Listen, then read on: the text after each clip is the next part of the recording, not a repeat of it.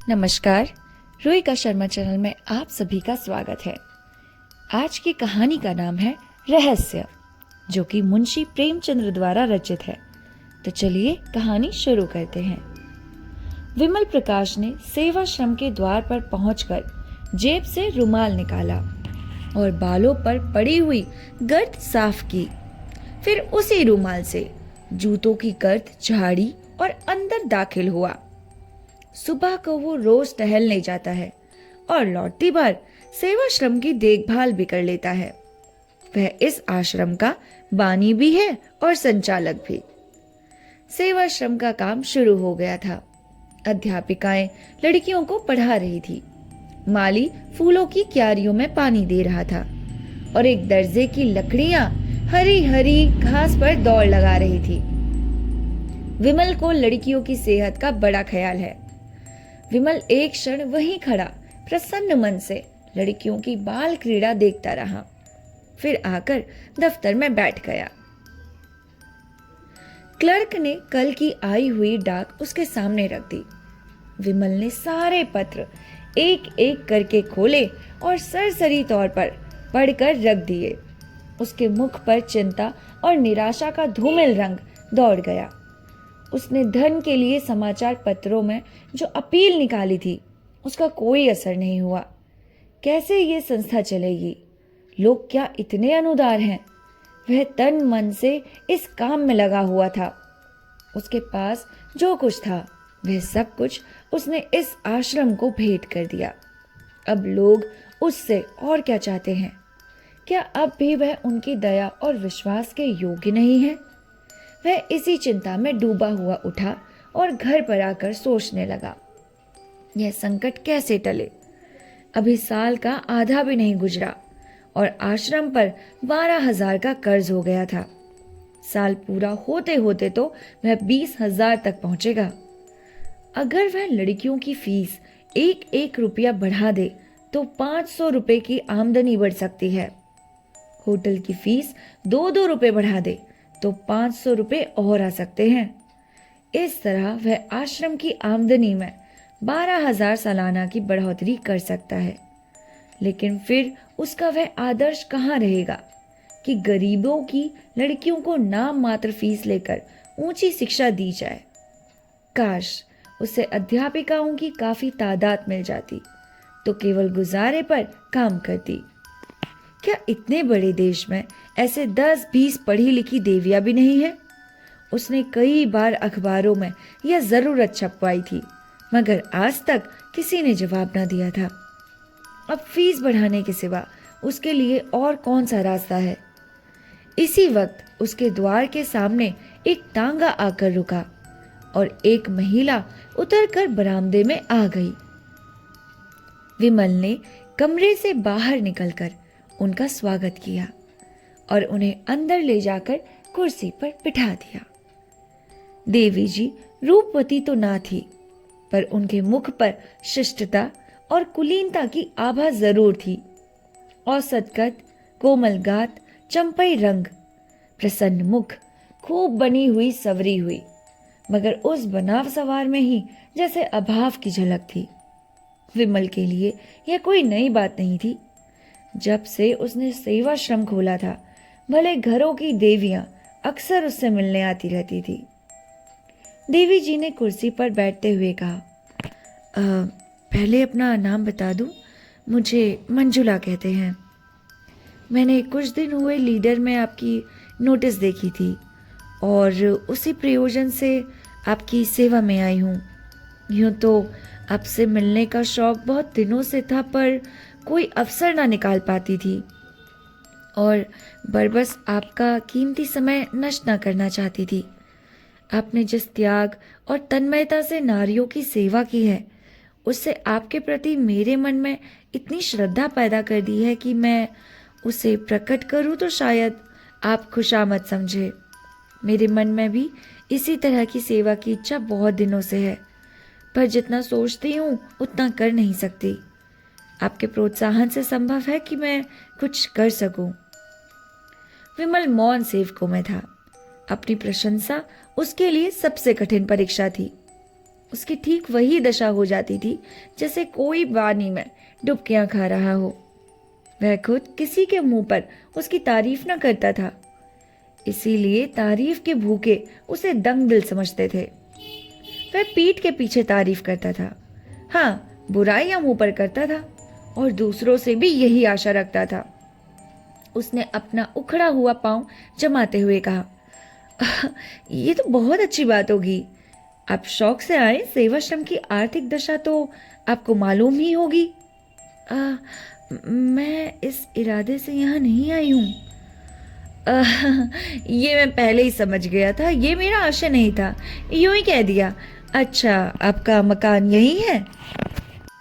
मंजुला देवी का घर लखनऊ में है। जालंधर का कन्या विद्यालय में शिक्षा पाई।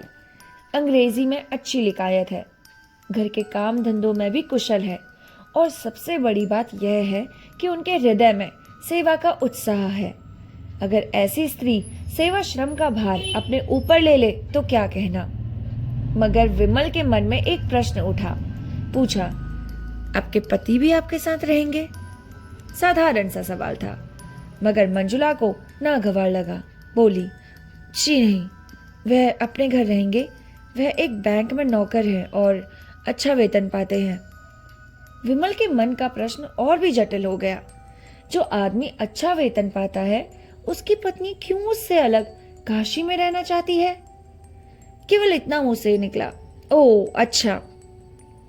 मंजुला ने शायद उसके मन का भाव ताड़ कर कहा, आपको ये कुछ अनोखी सी बात लगती होगी। क्या आपके दिमाग में शादी का आशय यह है कि स्त्री को पुरुष के दामन में छिपा रहना चाहिए?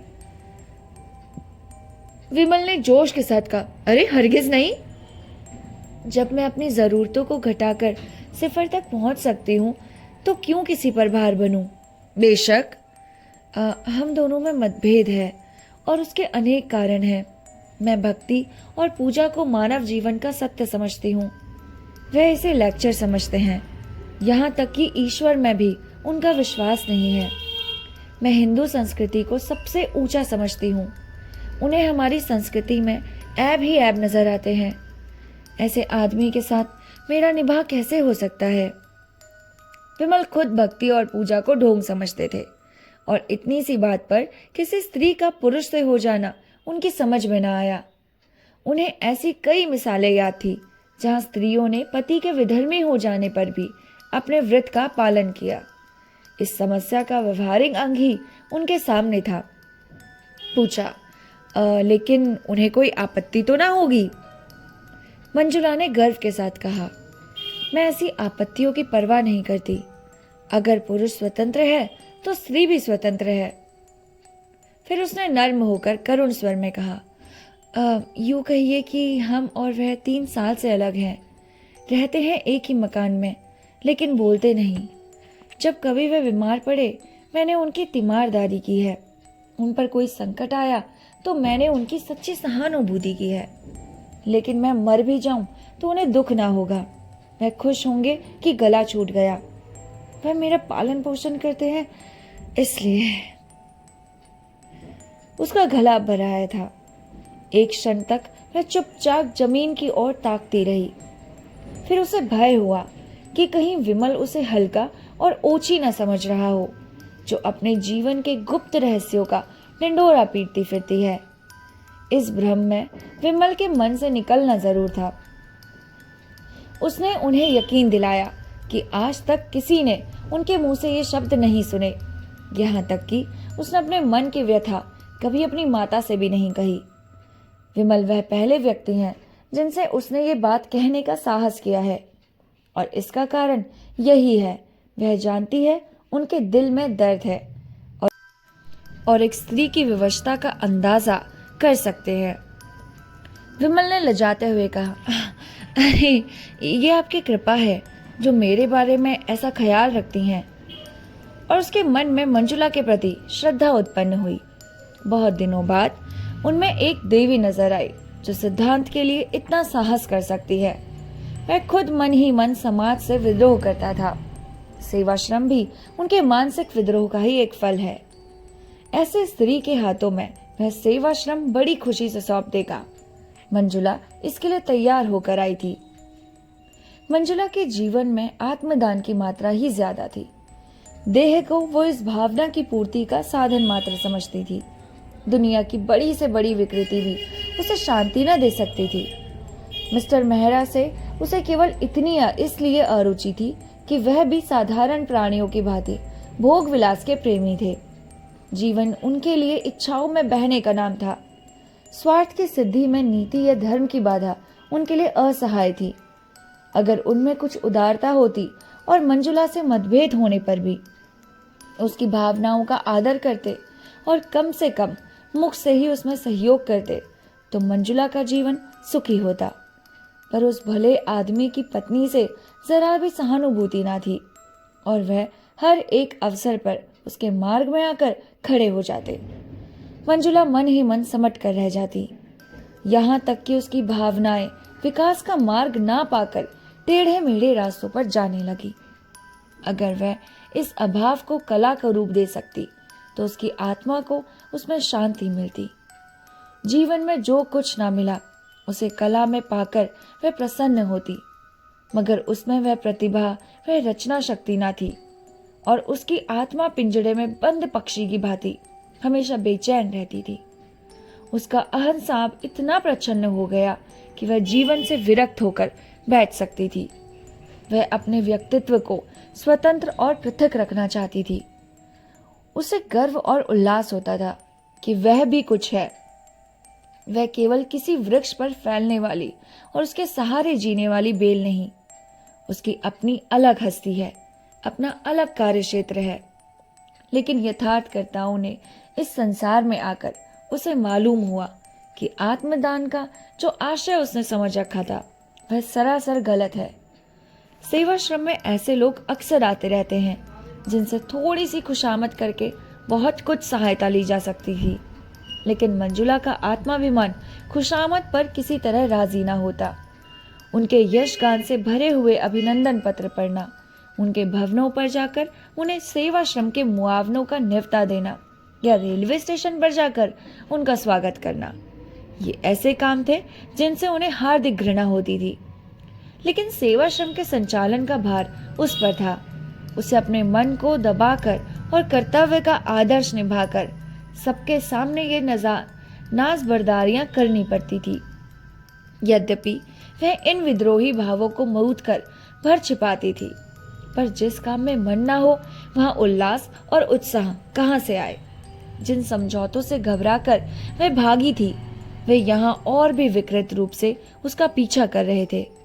उसके मन में कटुता आ जाती थी और एकाग्र सेवा की धुन मिटती जाती। इसके विरुद्ध वह विमल को देखती थी। उसके चेहरे पर कभी शिकन नहीं आती। वही साहस से मुख, वही उत्सर्ग से भरा हुआ उद्भाव, वही क्रियाशील तन्मयता, छोटे से छोटे काम के लिए हमेशा हाजिर। सेवाश्रम की कोई कन्या या अध्यापिका बीमार पड़ जाए, विमल उसकी तीमारदारी के लिए मौजूद है।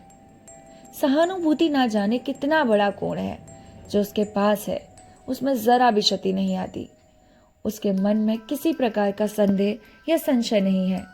उसने एक रास्ता पकड़ लिया है और उस पर कदम बढ़ाता चला जा रहा है। उसे विश्वास है इसी रास्ते से वह अपने ध्येय पर पहुंचेगा। राह में जो यात्री मिल जाते हैं उन्हें अपना संगी बना लेता है। जो कलेवा लेकर चला है वह संगियों को बांटकर खाने में आनंद पाता है।